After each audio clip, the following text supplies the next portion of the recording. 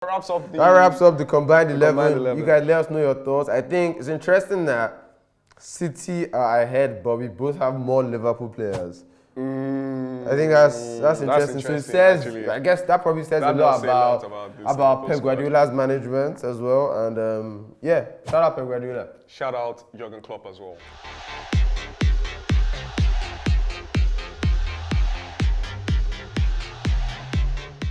Yo, what's up, people? We're back for another episode of Sangalooo. The guys are here, Shopsy and Tele in the house.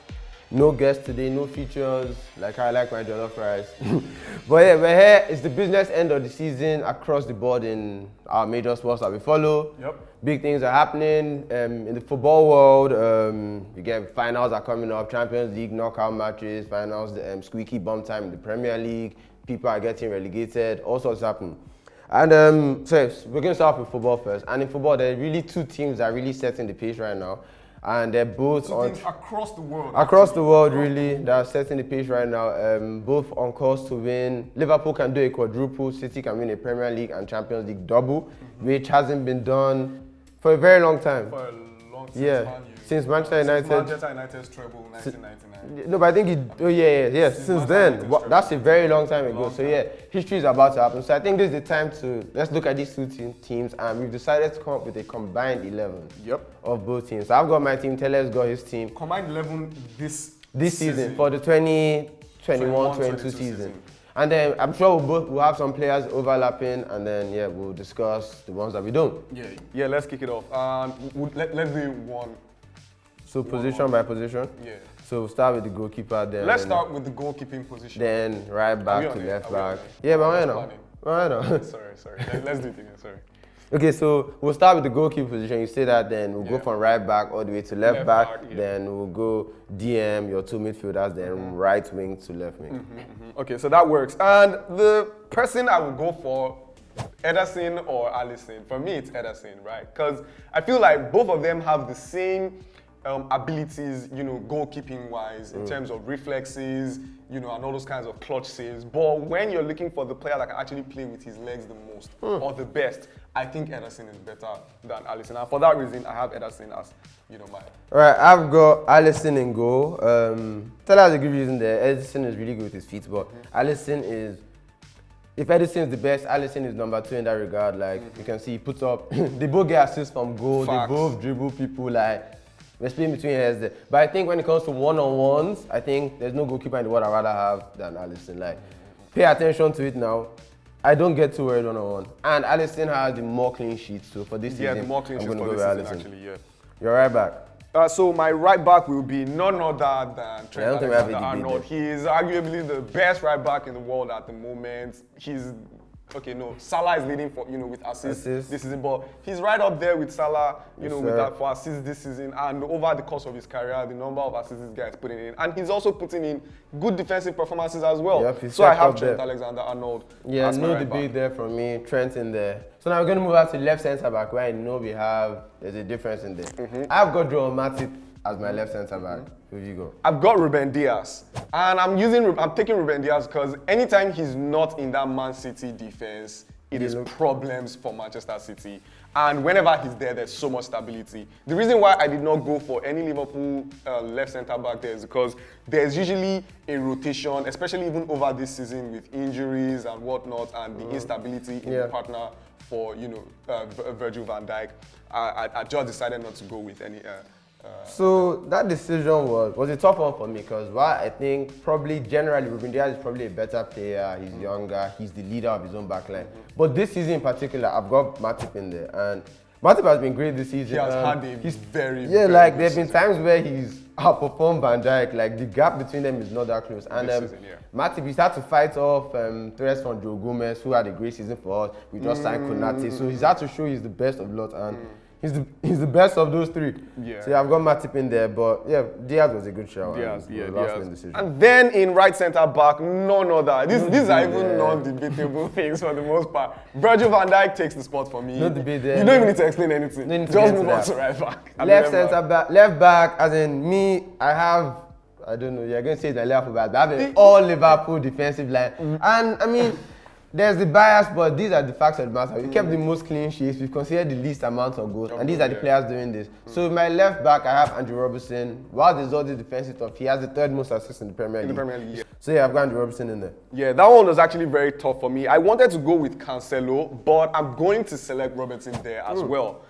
Massive player for Liverpool with the assists, and he's even a better defender, I think, than Trent on the other side of the pitch. So I went with Robertson there, but a very close call because I would have actually gone with Cancelo. Cancelo's been good, no doubt.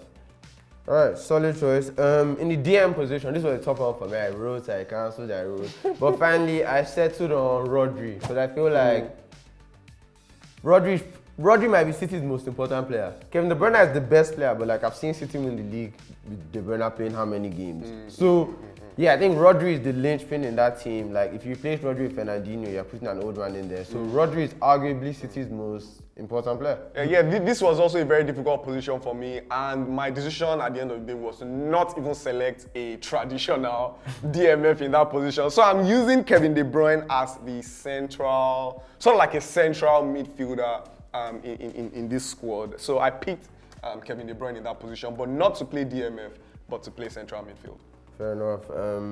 So on to the 8th position, we're doing a 4-2-3 formation, as you know. I have Kevin De Bruyne there as well, not playing DM, playing where he should be playing, on the right side of my midfield. I think Kevin De Bruyne is actually the difference between these two sides. If not for Kevin De Bruyne, I think Liverpool would be the ones in the driving seat. So essentially, I think that one point that separates the two teams over these 4 years, that's Kevin De Bruyne. Yeah. So for me, the player that I put in that position, I had a very difficult time selecting this one too. But I have either Bernardo Silva there or Riyad Mahrez. Pick one.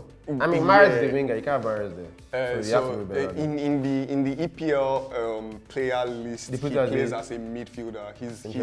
He was registered as a midfielder this season, not as a forward. So that's why I'm able to put Mahrez in that position. So I have Mahrez as the center, as the right midfielder on the right.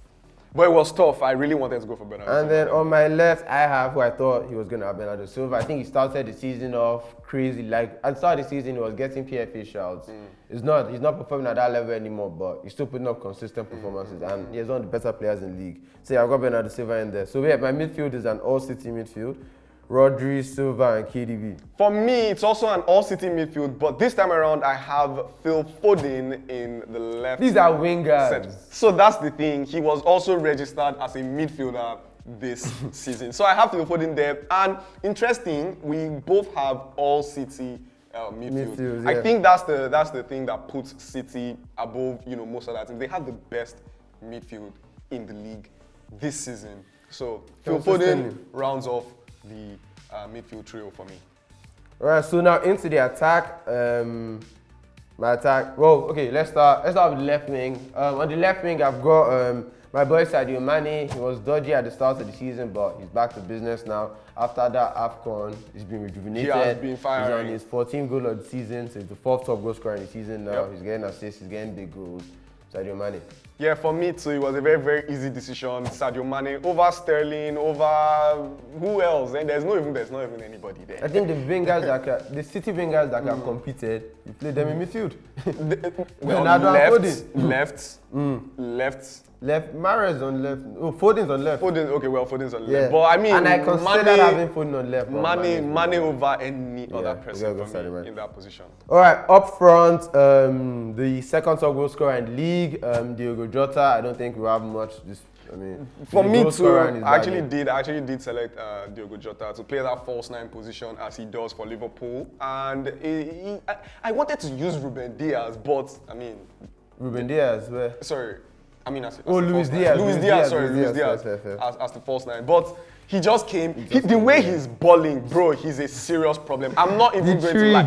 He's a serious problem. And if he had played over the course of the season, I think he would have been in this, in this list for me. And maybe the league table will be different. I think so too. So Diogo Jota for me in that position.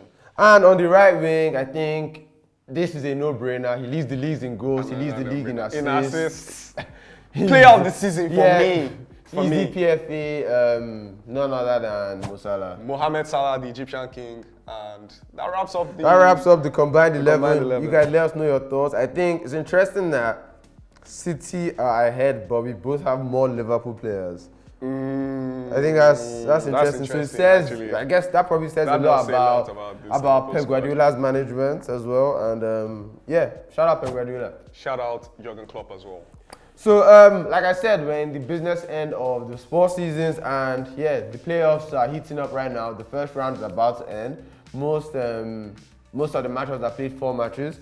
Right now, things are very interesting right now. I did not expect to see Celtics 3-0 up on the Brooklyn Nets. So yes, that's actually very interesting. The Brooklyn Nets had a very, very good regular season coming into the playoff season, and it just reminds me of something that somebody said to me just before the playoffs started.